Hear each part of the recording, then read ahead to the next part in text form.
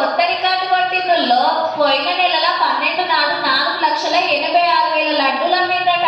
తిరుపతి కొండ మీద ప్రసాదం చేపట్టి 310 ఏళ్ళు. ఇన్నేళ్లలో ఒక్కనాడే ఇంతగానం అమ్ముడు ఇదే తొంతాన్ని సాటింపేసిండ్రు గుడోళ్ళు. పోయినేడు ఇదే రోజున 3,24,000 అమ్మితే ఇప్పుడు 135 పాలు పెరిగిందన్నట్టు. ఒక్క రోజే 2,43,00,000 ఆందాన్ వచ్చిందట.